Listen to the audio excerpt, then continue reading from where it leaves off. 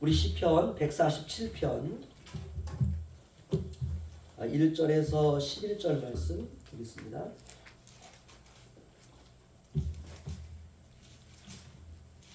시편 147편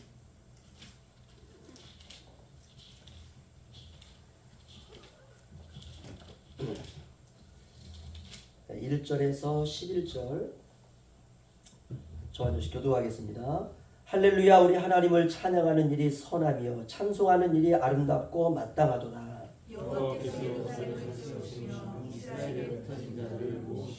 상심한 자들을 고치시며 그들의 상처를 싸매시는도다.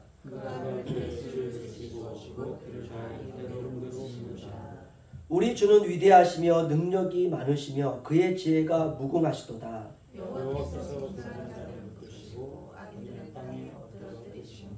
감사함으로 여호와께 노래하며 수금으로 하나님께 찬양할지어다.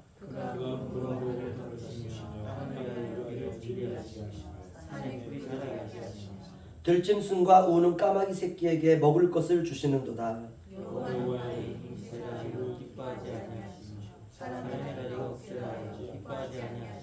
다 함께요. 여호와는 자기를 경외하는 자들과 그의 인자하심을 바라는 자들을 기뻐하시는도다. 아멘. 나 주님의 기쁨 되기 원하네 라는 제목으로 함께 은혜를 받기를 원합니다. 어떤 사람이 행복한 사람일까 곰곰이 한 주간 생각했습니다. 또 우리 2024년 마지막 예배 아닙니까? 떠오르는 찬양이 하나 있더라고요. 나 주님의 기쁨 되기 원하네. 이 사람이 행복한 사람입니다. 주님이 기뻐하시는 인생을 살아가는 사람, 이 사람이 행복한 사람입니다. 주님의 기쁨이 되는 인생, 주님이 보시고 기뻐하시는 인생, 주님의 기쁨이 되기를 소망하는 인생, 주님의 기쁨이 되고자 자신을 구별하며 사는 사람, 이 사람이 행복한 사람입니다. 1절 보시면은요, 할렐루야. 우리 하나님을 찬양하는 일이 선하며 찬송하는 일이 아름답고 마땅하도다. 아멘. 오늘 시인은 하나님을 찬양하고 찬송하는 삶이 신자로서 마땅한 삶이다 라고 고백하고 있습니다. 이 마땅하도다 라는 말은 당연하다 이 말이죠. 좀 더 우리가 고급스러운 표현을 한다면 아멘 이 말입니다. 진실로 그러합니다. 이 당연하다라는 말은 생색내지 말라는 거죠. 내가 하나님을 찬양하는 일을 가지고 티내지 말라. 왜 이건 당연한 것이다. 신자의 본분이다. 이 말씀입니다. 그런 의미에서 우리는 남들 모르게 하나님 앞에 서는 그런 연습을 해야 됩니다. 남들이 아무도 모르는 시간, 아침 시간이죠. 그렇죠? 출근하는 시간.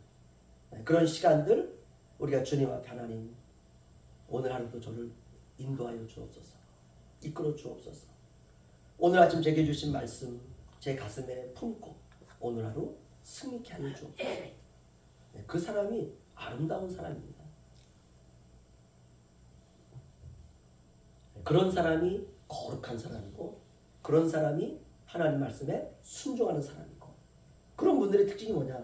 남들 신경 안 써요.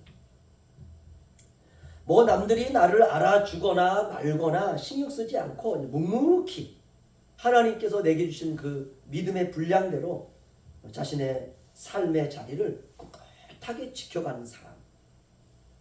오늘 시인은 찬양하는 일은 선하고 찬송하는 일은 아름답다라고 말하고 있습니다. 그러니까 이 말을 뒤집어 이렇게 됩니다. 선함과 아름다움은 찬양과 찬송으로부터 비롯된다 이 말입니다. 저와 여러분이 2025년에는 언제 어디서든지 어떤 상황에서든 찬양과 찬송의 삶을 끊이지 말고 살아가시기를 주의 이름으로 축원합니다. 찬송은 곡조 있는 기도입니다. 찬송은 기도의 리듬을 입히는 거죠. 그렇죠?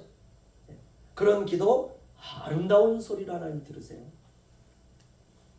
그런 삶이 신자를 아름답게 합니다. 멋있게 합니다.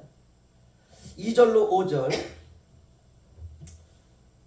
저와 다시 한번 교도하겠습니다. 여호와께서 예루살렘을 세우시며 이스라엘의 흩어진 자들을 모으시며 그들의 상처를 싸매시는도다. 그가 별들의 수요를 세시고 그것들을 다 이름대로 부르시는도다. 그의 지혜가 무궁하시도다. 아멘. 한마디로 말하면 이 말입니다. 하나님이 모든 것을 다스리신다라는 말이죠. 하나님이 별들의 수요를 세신다는 거예요. 도대체 별이 몇 개나 될까요 도대체요? 뭐 수천억 개? 아마 그 이상 될 겁니다. 근데 하나님 그걸 다 세신다는 거예요. 하나님이 세신다라고 하는 건 뭐냐? 그걸 다 다스린다는 것입니다. 하나님이 별들을 세시고 별들 하나하나마다 이름을 부여하신다. 이걸 우리가 하나님의 로드십, 주권이다 이렇게 말합니다. 신자는 하나님의 주권을 믿는 사람입니다. 그분이 나라를 세우시고 그분이 가정을 세우시고 그분이 기업을 세우시고 그분이 교회를 세우시고 그분이 성도를 세우시고 할렐루야 흩어진 자들을 모으시고 마음이 상한 자, 애통하는 자, 고통하는 자들을 위로하시고 고치시는 분, 이분이 우리 하나님이시다라고 하는 고백입니다. 우리가 때로는 늘 보이는 것만 신경 쓰고 살기 때문에 보이지 아니하는 하나님의 손을 보지 못하는 경우가 많습니다. 늘 들리는 소리에 우리가 반응하며 살다 보니까 세미하게 우리에게 말씀을 주시는 주님의 음성을 놓치는 경우가 굉장히 많습니다.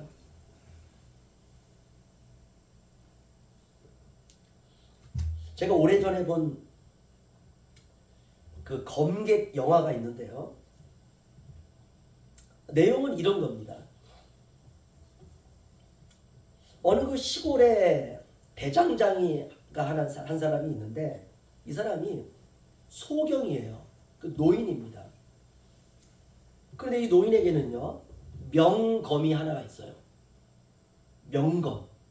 어떤 칼에도 부러지지 않고 어떤 전쟁에 나아가도 이길 수 있는 명검 하나를 딱 보관하고 있습니다.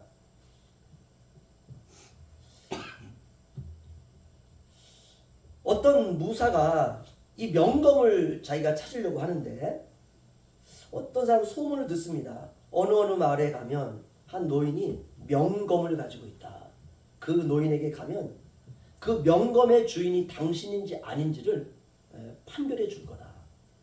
그래서 이 사람이 검객이요 기대감을 가지고 그 이제 시골 마을을 찾아서 옵니다. 와가지고 대장장에 오니까 한 허리도 확 구부러지고 정말 볼품없는 한 노인이 나와서 이제 이 사람을 맞이합니다. 노인을 보니까 초라하고 눈도 멀고 별 볼 일 없는 거예요. 그래서 돌아갈까 했는데 아는 사람의 소개로 왔기 때문에 일단은 만나보고 싶었습니다. 그런데 믿을 수가 없는 거예요. 소경이기 때문에. 소경이 무슨 명검인지 아닌지를 어떻게 압니까? 보질 못하는데. 그래서 이 검객이 그래도 한번 들어가서 말이나 해보자 해서 가서 이 노인에게 제가 이렇게 저자 이렇게 왔는데 당신이 명검을 가지고 있다고 하는데 명검을 나에게 주십시오. 보여주십시오. 그러자 이 노인은요 눈으로 보지 못하니까 목소리로만 분별하는 거예요. 이 사람이 명검의 주인이 될 수 있는 사람인지 아닌지를 목소리로만 구별합니다. 수많은 사람이 왔지만 주인이 아니었어요. 근데 이 사람은 와가지고 노인을 잘 믿지 못하는 거예요. 근데 이 사람은 정말 칼을 잘 쓰는 이 검객 중에 검객입니다. 와가지고 껄렁껄렁하게 당신 뭐 명검을 가지고 있다는데 한번 봅시다. 껄렁껄렁하게 얘기를 해요. 그래서 목소리를 딱 듣는데 노인이요 가가지고 명검을 딱 가지고 옵니다. 마음속에 야 이놈이다 라고 생각 드는 거예요. 어떤 사람은 와가지고 정중하게 명검을 달라고 하는 사람도 있었지만은 이 사람은 명검의 주인이 아니다. 목소리로만 구별을 하는데 노인이 와서 명검을 딱 꺼내가지고 왔습니다. 이것이 명검인데 당신이 주인 같습니다. 라고 딱 줬는데 명검이 녹이 다 쓰는 거예요. 녹이. 그러자 노인에게 이렇게 말합니다. 검객이. 아니 눈도 보지 못하는데 이렇게 녹이 쓴 것을 명검이라고 나한테 가지고 왔느냐? 라고 묻습니다. 이렇게 묻는 거죠. 노인에게. 그래서 노인이 이렇게 말합니다. 나는 보지 못하기 때문에 명검을 구별할 수가 있습니다. 제가 그 영화를 보고 그 대목이 기억에 많이 남더라고요. 오히려 내가 두 눈을 뜨고 보았다면 명검을 구별할 수 없지만 내가 눈이 멀었기 때문에 나는 명검을 구별할 수 있다. 그렇습니다. 우리 주님도 그렇게 말씀하셨죠. 많은 눈을 뜨고 있는 사람들에게 너희가 바로 소경이다 이렇게 말했어요. 영적인 것은 세상의 눈이 아니라 믿음으로 보아야 됩니다. 우리가 너무 육신의 눈을 의지하게 되면 그러니까 눈으로 볼 수 없는 믿음의 세계를 자칫하면 놓칠 수가 있습니다. 우리에게 보이지 않는 세계를 보기 위해서는 믿음의 연단이 필요합니다. 믿음은 보이지 아니하는 세계를 보는 눈입니다. 세상은 하나님이 다스리시는데요. 이것을 볼 수 있게 되는 것이에요. 우리가 그 눈 하나 가지고 천국 가는 거 아닙니까? 오늘 시인은 이렇게 말합니다. 그가 별들의 수요를 세시고 그것들을 다 이름대로 부르시는 거다. 우리 주는 위대하시며 능력이 많으시며 그의 지혜가 무궁하시도다. 오늘 시인은 하나님은 위대하시다. 하나님은 능력이 많으시다. 하나님은 지혜가 무궁하시다. 그 하나님이 내 아버지다.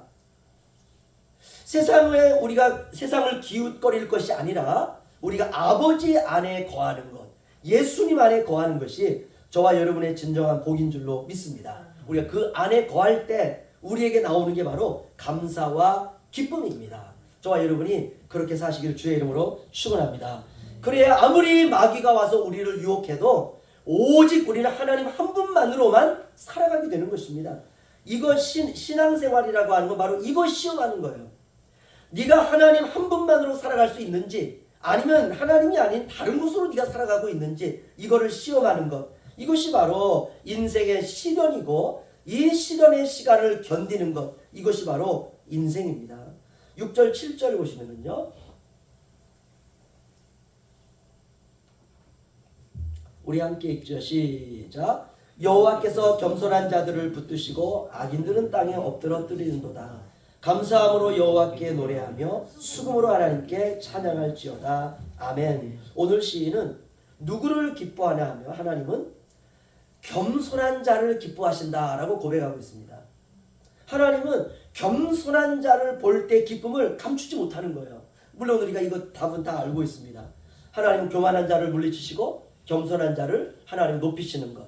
겸손이 신앙의 답이죠. 낮아진 사람이 고백하는 몸짓, 그것이 바로 감사입니다. 겸손한 사람의 특징은 우리가 첫 번째 감사라고 할 수 있는데요. 겸손한 사람은 늘 감사합니다. 건강에도 감사, 아파도 감사, 가난해도 감사, 부요해도 감사, 고난이 와도 감사, 기쁨이 와도 감사. 세상에 그렇게 변덕스럽지 않아요. 자기의 능력을 자랑하는 사람, 우리가 조심해야 됩니다. 모든 것이 내 실력이고 모든 것이 내 능력이고 모든 것이 내 재능이다 라고 말하는 사람을 우리는 조심해야 됩니다. 이건 우리가 악이라 그래요. 악이라고 하는 것은 뭐 입가에 피를 흘리고 머리를 풀어헤친 막 귀신 같은 것, 이것이 아니라 악은 사람이 보기에도 모양이 좋습니다. 데살로니가전서 5장은 이렇게 말합니다. 범사에 헤아려 좋은 것을 취하고 악은 어떤 모양이라도 버리라. 평강의 하나님이 친히 너희를 온전히 거룩하게 하시고 또 너희의 온 영과 혼과 몸이 우리 주 예수 그리스도께서 강림하실 때에 흠없게 보존되기를 원하노라. 아멘. 악은 어떤 모양이라도 버리라. 이렇게 말하고 있습니다. 이게 답입니다.